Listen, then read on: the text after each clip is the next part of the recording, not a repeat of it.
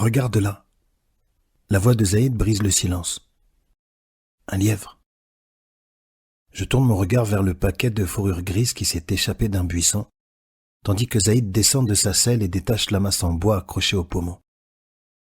Il bondit après le lièvre et balance la masse au-dessus de sa tête pour la lancer, mais au moment où il s'apprête à la lancer, il se prend le pied dans une racine de hamd, tombe le visage au sol, et le lièvre disparaît.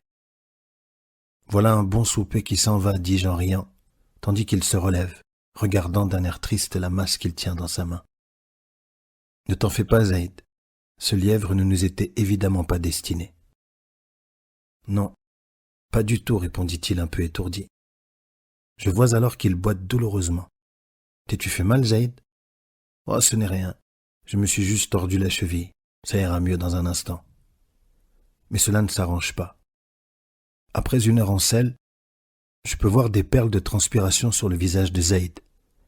Et quand je jette un coup d'œil à son pied, je constate que la cheville est gravement foulée et qu'elle est furieusement enflée. Il ne sert à rien de continuer ainsi, Zaïd. Dressons le camp ici. Une nuit de repos te fera du bien. Saisi de douleur, Zaïd passe une nuit agitée. Il se réveille bien avant l'aube. Son agitation soudaine me tire également de mon sommeil léger. Je ne vois qu'un seul chameau, dit-il. En regardant autour de nous, nous découvrons qu'une des montures, celle de Zaïd, a effectivement disparu. Zaïd veut partir à sa recherche, mais son pied blessé ne lui permet même pas de se tenir debout, sans parler de marcher, monter et descendre. Repose-toi, Zaïd, j'irai à ta place. Il ne sera pas difficile de retrouver mon chemin en revenant sur mes propres traces. Dans l'aube naissante, je m'en vais, suivant les traces du dromadaire perdu qui serpente dans la vallée de sable et disparaissent derrière les dunes. Je chevauche pendant 1 heure, puis une autre et une troisième, mais les traces de l'animal égaré continuent, comme s'il avait suivi un parcours délibéré. La matinée est bien entamée lorsque je fais une courte halte, descends de monture, mange quelques dattes et bois dans la petite gourde attachée à ma selle. Le soleil est haut, mais d'une certaine manière, il a perdu son éclat. Les nuages couleur de sable, inhabituels à cette époque de l'année, flottent immobiles sous le ciel. Un air étrangement épais et lourd enveloppe le désert et adoucit les contours des dunes au-delà de leur douceur habituelle. Une étrange agitation au sommet de la haute colline de sable devant moi attire mon attention. Est-ce un animal? Le chameau perdu, peut-être. Mais en regardant plus attentivement, je vois que le mouvement n'est pas au-dessus, mais dans la crête de la dune elle-même. La crête bouge, très légèrement, en ondulant, vers l'avant. Ensuite, elle semble descendre la pente vers moi comme une vague qui se brise lentement. Une lueur rouge couvre le ciel derrière la dune. Sous cette lueur, ses contours perdent leur netteté et deviennent flous, comme si un voile avait été soudainement tiré, et un crépuscule rougeâtre commence à s'étendre rapidement sur le désert. Un nuage de sable tourbillonne contre mon visage et autour de moi, et d'un seul coup, le vent se met à rugir de toutes parts, sillonnant la vallée de puissantes rafales. Le mouvement de ruissellement de la première colline a été repris par toutes les collines de sable à portée de vue. En quelques minutes, le ciel s'assombrit et prend une teinte profonde de rouille, et l'air est rempli de poussière de sable tourbillonnante qui, comme un brouillard rougeâtre, obscurcit le soleil et le jour. C'est une tempête de sable. Il n'y a pas d'erreur. Mon dromadaire accroupi, terrifié, veut se lever. Je le maintiens par la bride, en luttant pour me maintenir debout dans le vent qui a maintenant la force d'un ouragan. Et je parviens à entraver les pattes avant de l'animal, et pour plus de sécurité, une patte arrière également. Puis, je me jette à terre et couvre ma tête avec mon abaya. Je presse mon visage contre les selles du chameau pour ne pas être étouffé par le sable qui vole. Je sens l'animal appuyer son museau contre mon épaule, sans doute pour la même raison. Je sens le sable s'amonceler sur moi du côté où je ne suis pas protégé par le corps du dromadaire, et je dois me déplacer de temps en temps pour ne pas être enseveli. Je ne suis pas inquiet outre mesure, car ce n'est pas la première fois que je suis surpris par une tempête de sable dans le désert. Allongé ainsi sur le sol, étroitement enveloppé dans mon abaya, je ne peux rien faire d'autre qu'attendre que la tempête se calme et écouter le rugissement du vent et le battement de ma cape.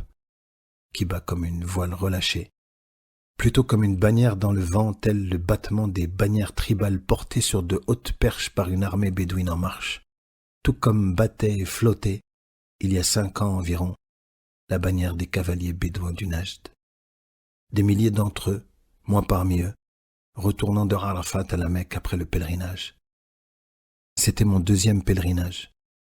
J'avais passé 1 an à l'intérieur de la péninsule et j'avais réussi à revenir à la Mecque juste à temps pour prendre part à la congrégation des pèlerins sur la plaine de Arafat, à l'est de la ville sainte. Sur le chemin du retour de Arafat, je me suis retrouvé au milieu d'une multitude de bédouins du Najd, vêtus de blanc, chevauchant au galop tendu dans la plaine poussiéreuse. On aurait dit une mer d'hommes vêtus de blanc et de dromadaires jaune miel, brun doré et brun rouge, le galop grondant, des bannières rugissant dans le vent et les cris tribaux avec lesquels les hommes annonçaient leurs différentes tribus et les exploits guerriers de leurs ancêtres déferlant en vagues sur chaque détachement.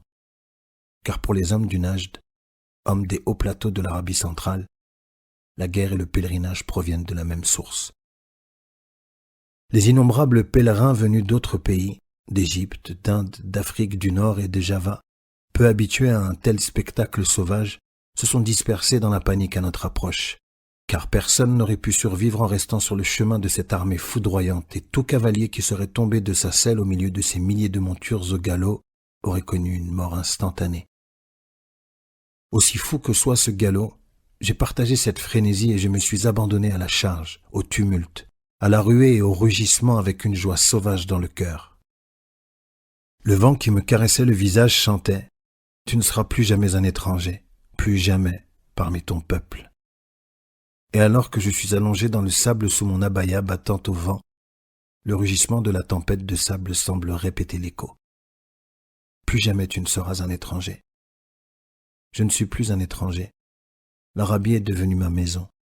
Mon passé occidental est comme un rêve lointain, pas assez irréel pour être oublié, pas assez réel pour faire partie de mon présent. Non pas que je sois devenu un mangeur de lotus. Au contraire, chaque fois que je reste quelques mois dans une ville, comme par exemple à Médine, où j'ai une femme arabe, un fils en bas âge et une bibliothèque remplie de livres sur les débuts de l'histoire islamique, je me sens mal à l'aise et j'ai envie d'action et de mouvement, de l'air sec et vif du désert, de l'odeur des dromadaires et de la sensation de la selle du chameau. Curieusement, le besoin d'errer qui m'a rendu si agité pendant la plus grande partie de ma vie, j'ai à présent 32 ans, et qui m'attire encore et encore vers toutes sortes de dangers et de rencontres, ne provient pas tant d'une soif d'aventure que d'un désir ardent de trouver ma propre place dans ce monde qui m'apaisera. Le point où je pourrai mêler tout ce qui m'arrive à tout ce que je pense, ressens et désire.